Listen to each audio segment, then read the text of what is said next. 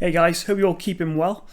I just want to share something today that's really encouraged me in the past weeks as we've been on lockdown. And this is found in the book of the Bible, Daniel.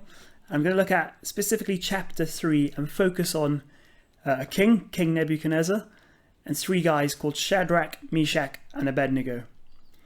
And I'm sure this is a pretty well-known part of the Bible for most people, but I'll just give a little whistle-stop explanation of a whistle-stop tour of the story that we're going to be looking at today.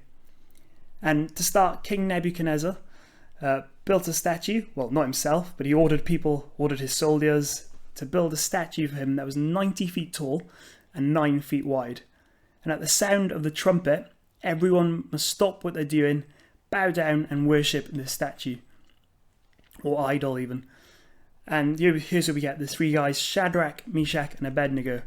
Now they refuse to bow down and worship this statue, but King Nebuchadnezzar gives them one more chance to bow down, and still they refuse.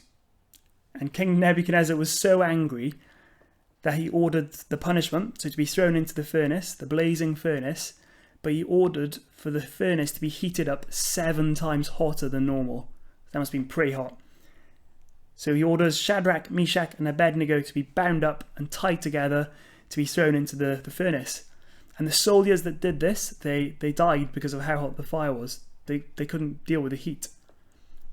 Shadrach, Meshach, and Abednego are in this blazing furnace, and the king is just amazed. He talks to his other soldiers. Didn't we throw 3 people into this furnace and tie them up? And they all go, yeah, we did. The king then says, how can I see 4 people walking around untied and unharmed by this fire, unfazed by this fire? And the king ordered for Shadrach, Meshach, and Abednego to be taken out of the fire, or even he ordered them to walk out of the fire, to his amazement. And they come out not even smelling of smoke, and not even one hair on their head has been singed. And that just shows God's protection at its finest. And the king then orders for anyone who speaks a word against the God of Shadrach, Meshach, and Abednego to be torn apart limb from limb, and ordered their house to become rubble. So he ordered for their house to be destroyed. He then promotes Shadrach, Meshach, and Abednego to higher positions in the province of Babylon. There's 2 things that really encouraged me from that, that really helped me through the time of lockdown as well, as we're still going through it now. And that is 2 things: idols and trials. Now, I tried to come up with my own definition of what an idol would be from a Christian's perspective. I say that loosely, from my perspective. And an idol is anything or anyone we give a higher priority to in our lives than a relationship with God. God is a God that wants our time and attention. He wants to have that relationship with us. And if you have any idols in your life today that affect your relationship with God, I'd encourage you to start getting rid of them now.